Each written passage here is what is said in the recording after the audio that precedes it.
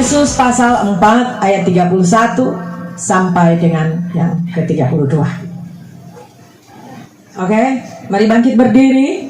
Bersama-sama kita akan bacakan ayat ini. 2, 3. Segala kepahitan, kegeraman, kemarahan, pertikaian dan fitnah hendaklah dibuang dari antara kamu. Demikian pula segala kejahatan.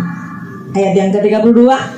Tetapi hendaklah kamu ramah seorang terhadap yang lain, penuh kasih mesra dan saling mengampuni, sebagaimana Allah di dalam Kristus telah mengampuni kamu. Silakan duduk. Puji Tuhan. Menghapus dendam, membuang segala akar pahit. Siapa yang sampai hari ini masih ada dendam pada orang? Angkat tangan di muka Tuhan. Iya, puji Tuhan, turun tangan. Kalau ada dendam, berarti ada akar pahit di dalam orang hati. Karena melalui dendam pasti ada sakit di dalam hati. Kalau orang dendam, orang ini ada sakit di dalam hati. Berarti itu lama kelamaan akan tumbuh akar kepahitan di dalamnya. Puji Tuhan. Hal yang sulit dilakukan saat kita disakiti adalah melepaskan pengampunan. Sudah beberapa kali khotbah ini dibawakan di gereja ini, namun mungkin baru hari ini ditampilkan di YouTube. Ya. Sekali lagi saya katakan bahwa hal yang sulit dilakukan saat kita disakiti adalah apa? Melepaskan pengampunan. Apa ciri-ciri orang yang kepahitan, menyimpan akar pahit? Di sini ada beberapa, ini tidak mencakup semua, namun ini contoh beberapa ya. Yang pertama, mereka cenderung menyakiti hati sesamanya. Baku tengok, cenderung menyakiti hati sesamanya. Lihat Jo, kalau orang suka menyerang dan DP kata-kata, aduh, periksa Jo, pasti ada akar pahit. Yang kedua, selalu memiliki pikiran yang negatif. Pikiran negatif, buang jauh-jauh. Kalau orang punya pikiran negatif, berarti di dalam hatinya ada akar pahit. Yang kemudian 3, sulit mengampuni. Yang keempat, selalu menyimpan dendam. Kita dendam. Tunggu anak, satu kali kita dapat balas. Tuhan bilang apa? Lepaskan pengampunan. Berapa kali lepaskan? Berapa? 70 kali 7 kali, dalam artian sempurna melakukan kasih Tuhan. Andai kata Yesus tidak mengasihi kita dengan sempurna, orang petampa semua pasti di ujung neraka. Nyak mau masuk surga semua. Firman Tuhan bilang semua manusia telah kehilangan kemuliaan Allah. Semua manusia telah berbuat dosa. Nyak ada satu yang betul, nyak ada satu yang benar. Hah?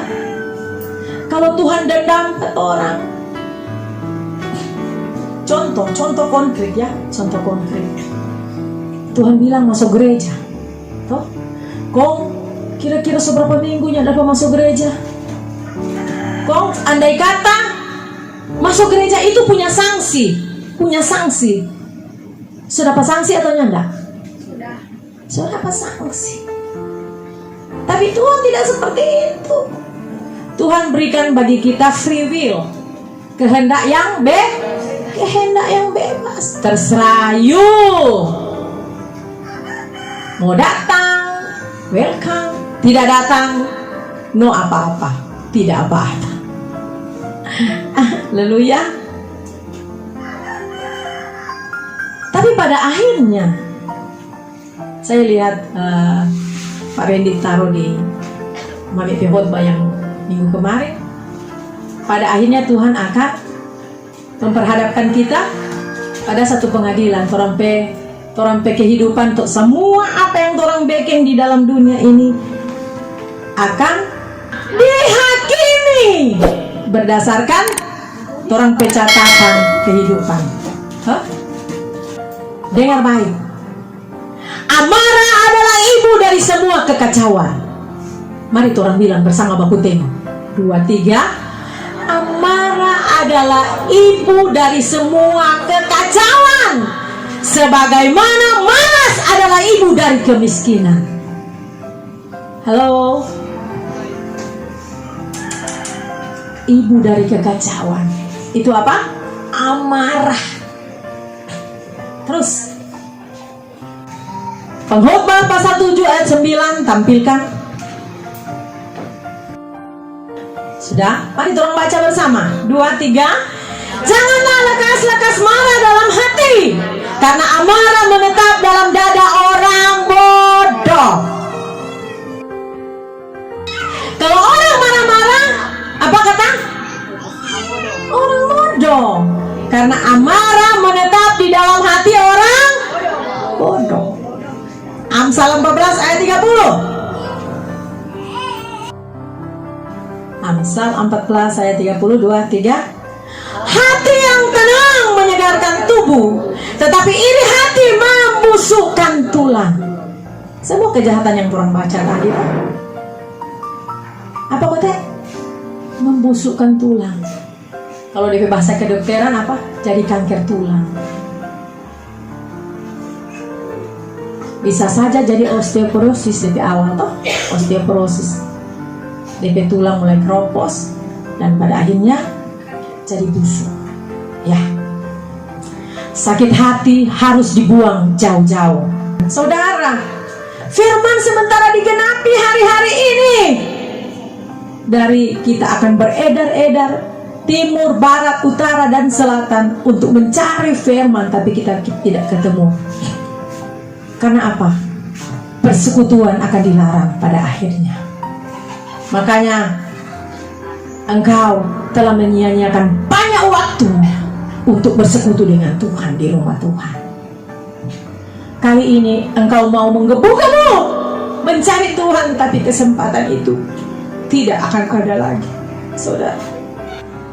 Cari Tuhan sungguh-sungguh, saudara. Itu pesan saya sebagai gembala. Saya sedih dengar itu. Melisa, berita ini datang, kita sudah siap-siap untuk ibadah. Namun kita tunggu konfirmasi dari pemerintah kota Bitung yang ada. Saudara, dunia semakin sulit, dunia semakin susah. Perputaran uang begitu sulit, saudara. Pekerjaan, banyak perusahaan yang tutup, bangkrut. Karyawan di PHK. Sehingga tingkat kejahatan menjadi sangat tinggi di semua negara. Pembunuhan, dosa kriminal, dosa pencurian itu terjadi karena dunia sementara menuju pada kehancuran. Stop, jo, tambah-tambah urusan, ya. Stop. Mari bergandengan tangan, rapatkan barisan, kita datang kepada Tuhan.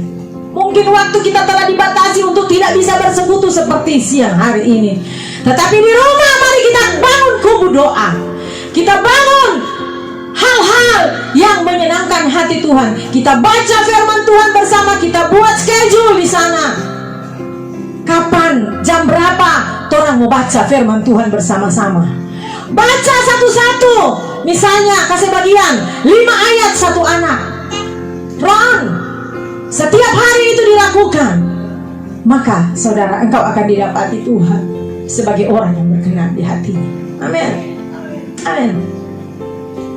Saudara, Yusuf adalah seseorang yang melewati penderitaan yang luar biasa, ya. Yusuf diperlakukan dengan keji, dibuang dari tengah-tengah keluarganya, dan sebagai pelakunya adalah orang terdekat dengan dia. Mereka semuanya memiliki satu ayah, yaitu siapa tadi? Siapa? Yusuf Pak? Yakub. Sebenarnya kalau dia mau kepahitan pada saudara-saudara ini pantas atau nyanda? Pantas.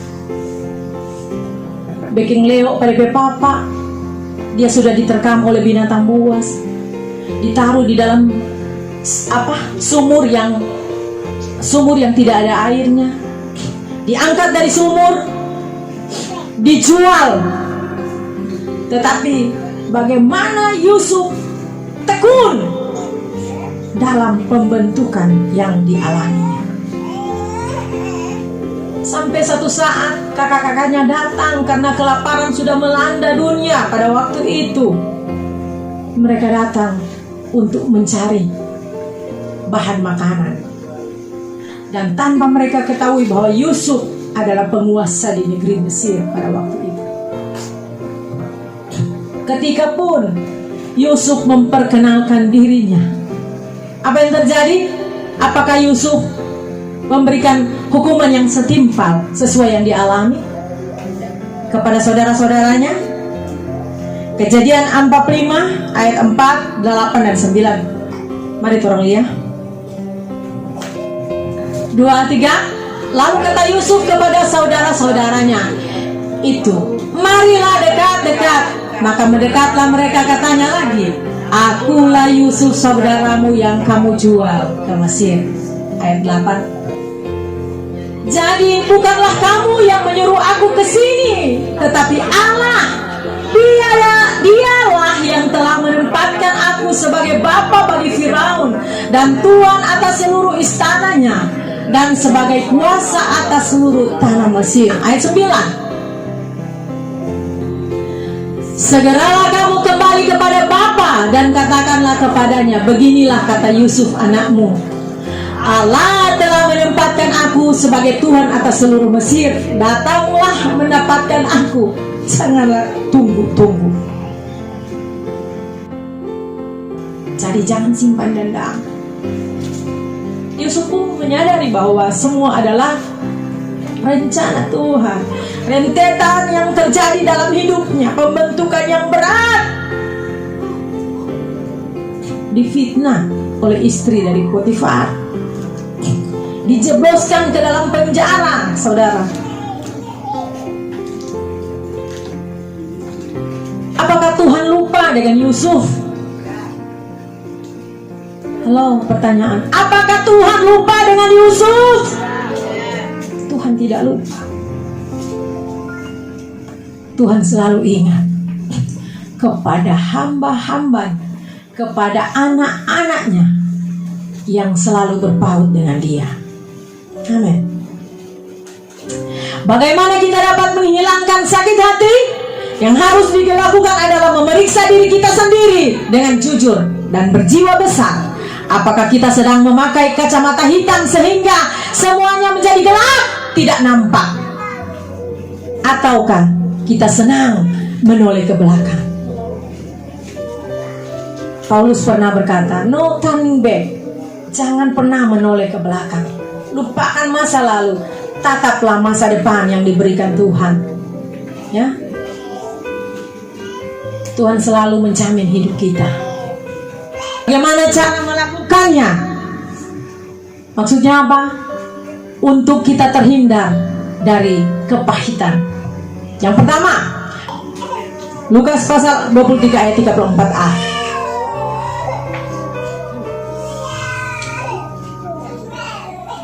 Sama-sama kita baca. 2, 3. Yesus berkata, ya Bapa, ampunilah mereka, sebab mereka tidak tahu apa yang mereka perbuat. Kalau sampai hari ini engkau masih pembuat dosa. Bayangkan Tuhan berkata, ya Bapa, ampunilah mereka karena mereka tidak tahu apa yang mereka perbuat. Jangan pikir bahwa ini waktu nyaman-nyaman saja, aman-aman saja, tenang-tenang saja. Sebagaimana kekasih Tuhan Bapak Randy Manginsih yang menyadari bahwa ini waktunya bagiku untuk bertobat sungguh-sungguh. Ini waktunya bagiku untuk ada berjalan bersama dengan Tuhan dalam panggilannya. Jangan tunda-tunda, saudara. Halo, jangan tunda-tunda. Karena orang tidak tahu kapan Tuhan waktu untuk diambil orang nyawa ini. Yang kedua, memaksa hubungan Anda, memeriksa hubungan Anda dengan si pembuat sakit hati. Anda perlu mengingat setiap kebaikan yang telah dia perbuat bagi Anda. Toh, jangan cuma ingat-ingat dia kejahatan. Dia baik, ternyata dia lihat tuh ada yang baik bagi kita. Jadi periksa Tuhan hati, biar sedikit dia ada bikin kebaikan kita. Elektoranya nak pernah sedikit pun bikin kebaikan Pak Tuhan, pamputar balik, toh? Penipu, toh? Pembuat kejahatan. Kasih Tuhan ya nak tanggung-tanggung, kasih DP nyawa. Tebus orang. 3. Jangan memberi peluang kepada sakit hati. Efesus 4 ayat 26. 2, 3.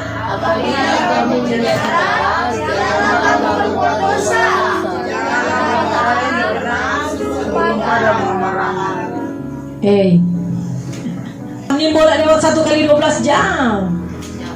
Toh? Karena dari pagi sampai sore kan 12 jam. Ini boleh. Toh?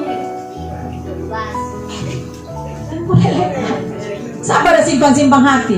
Sampai dari besok ada tanya baca cerita nih kakak. Tani mau baca cerita nih adik. Tani mau baca cerita nih papi. Tani mau baca cerita nih mami. Sakit hati buat kita. Segera keluar dari jerat kepahitan yang dibuat iblis. Siapa yang buat iblis? Yang buat jerat kepahitan itu siapa? DP dalang iblis. Kalau orang so tahu DP dalang iblis, maka jangan masuk pada jerat itu. Ngapain kita mau terjebak dengan jeratannya? No, iblis no iblis. Kali ini hidupku milik Tuhan. Hidupku akan dipenuhi dengan sukacita. Hidupku akan berbahagia. Firman Tuhan yang lalu dikatakan, pikirkanlah semua yang mulia, semua yang benar, semua yang manis didengar, sedap didengar. Pikir jo semua yang positif itu. Berhenti pikir-pikir yang bikin sakit hati. Amin. Filipi 4 ayat 7. Jika sudah tampil dibaca bersama-sama. 2, 3.